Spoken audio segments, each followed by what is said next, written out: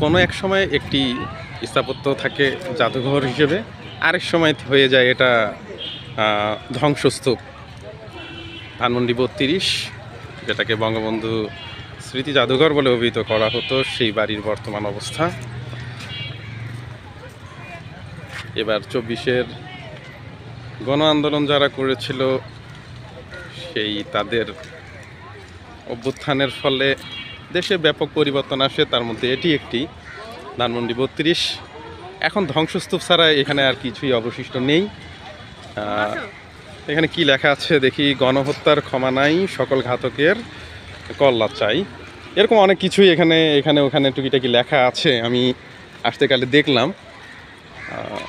এটা পুরো একটা বিশাল একটা কমপ্লেক্স, এটাকে বলা হতো বঙ্গবন্ধু স্মৃতি জাদুঘর। এখন এই স্মৃতি বলতে এই ভাঙা অংশগুলো, ভাঙা দেয়াল, ভাঙা ইট পাথর, এগুলোই এখন জাদুঘরের অবশিষ্ট অংশ। আপনাদেরকে ভিডিওর মাধ্যমে কিছুটা দেখানোর প্রচেষ্টা। আগে মানুষের ভিতরে দেখতে আসতো কোথায় কি, এখন সাধারণ মানুষ আসে এর ধ্বংসস্তূপ দেখার জন্য। অনেক উৎসুক জনতা দেখা যায় যে এখান থেকে ইট পাথর এগুলো নিয়ে যায়। আপনাদেরকে ভিতরটুকু দেখানোর চিন্তা করছি, একটু চলেন ভিতরটুকু একটু দেখাই। এখানে অনেক দর্শনার্থী সারাদিনই আসতে থাকে, আগের মতোই, আগে যেমন দেখতে আসতো পরিস্থিতি ভিতরে কি আছে কি নেই, কিন্তু এখন তেমনটা না। এখন ভাঙা অংশগুলো দেখতে আসে মানুষ। হাসিনা গেলি কই। তো দেয়ালে এখানে ওখানে অনেক রকম কথাবার্তাই লেখা।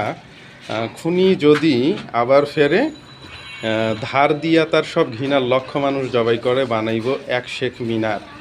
হাসান রুবায়েত জোখাইম। মানে এখানে বিভিন্ন রকম দর্শনার্থী এসে এক একজন এক এক রকম তার চিন্তা চেতনাগুলো দেখে কি মনের মধ্যে আসে এগুলো লিখে দিয়ে যাওয়ার একটা প্রচেষ্টা করে। ভারতবাদ গুজিয়ে দাও। আসলে এই বাংলাদেশের মানুষরা যতদূর জানি যে ভারতের কর্মকাণ্ডে একেবারেই সন্তুষ্ট নয়। তাদের বিভিন্ন রকমের বাংলাদেশ নিয়ে উৎসাহ এদেশের মানুষ আসলে ভালোভাবে নেয় না। তারা এটাকে নিজেদের পরাধীনতার একটা পর্যায় মনে করে। কারণ একটি সার্বভৌমত্ব রাষ্ট্রকে নিয়ে যখন আরেকটি রাষ্ট্র খুব বেশি মাতামাতি বা বিভিন্ন রকম সিদ্ধান্তমূলক কথা বলে, তখন সেই দেশের মানুষ ক্ষেপে যাবে, এটাই স্বাভাবিক। এদেশের মানুষ বিপ্লবী, এদেশের মানুষ সবসময়ই স্বাধীনতা প্রিয় মানুষ।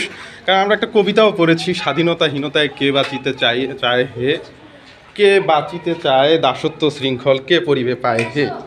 বাঙালি জাতি সবসময় স্বাধীনতা প্রিয়, তাই কোনো দেশের নাক গলানো, কোনো দেশের বেশি এদেশকে নিয়ে এদেশের মানুষ কখনো মেনে নেয় নাই। যাই হোক, একটি দেশে বিভিন্ন রকমের দল মত থাকবে, এটাই স্বাভাবিক। কিন্তু কোনো দল মত যেন কোনো সময় দেশের নাগরিকদের বিরুদ্ধে বা দেশের বিরুদ্ধে চলে না যায়, সেটা অবশ্যই আমাদের কাম্য। এটা যে কোনো দল হোক, বর্তমান গোষ্ঠী হোক, যারা সামনে আসবে, এই বিষয়টা তাদের জন্য একটা শিক্ষা হয়ে যাবে। আমরা উপরটুকু আপনাদেরকে দেখানোর চেষ্টা করব। উপরের বর্তমান পরিস্থিতিও নিয়ে যাচ্ছি আপনাদেরকে। যেমনটা বলছিলাম, একসময় এটা স্মৃতি জাদুঘর ছিল। একসময় মানুষ সারাদিন এখানে আসতো টিকিট কেটে, কি আছে কি নাই দেখতে। কিন্তু এখন এখানে ধ্বংসস্তূপ ছাড়া আসলে কিছুই নাই দেখানোর মতো, শুধু ধ্বংসস্তূপ আর এই যে কালি, আগুনে সম্ভবত এখানে আগুন জ্বালিয়ে দেওয়া হয়েছিল, কিছুই নাই দেখানোর মতো। ভাঙা স্তূপ, শুধু ভাঙা, চারদিকে ভাঙা আর ভাঙা। এখানে একসময় যখন এসেছিলাম এটা ভালো ছিল, তখন আসলে সেভাবে করে বলতে পারতেছি না কোন রুমটা কার ছিল, কোনটা শেখ মুজিবের ছিল, কোনটা শেখ কামাল, শেখ মনির, এটা কিন্তু উল্লেখ ছিল তখন। এখন তার কিছুই অবশিষ্ট নেই। স্বৈরাচার বঙ্গবন্ধু মরেছে।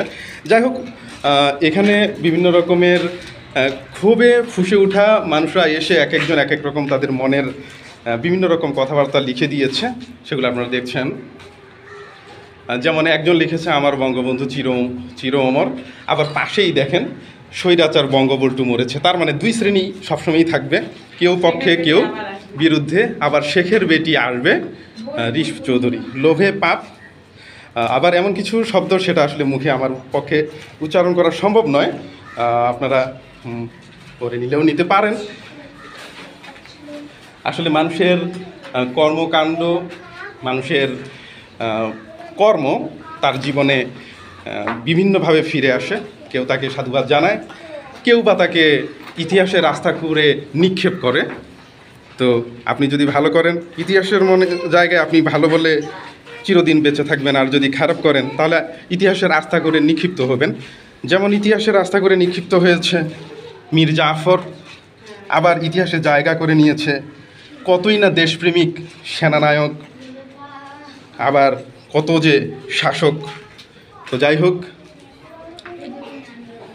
আসলে যতই বলি না কেন বলা শেষ হবে না। বাঙালি জাতির উত্থান পতন সেই যুগের পর যুগ ধরেই চলে এসেছে, চলবে।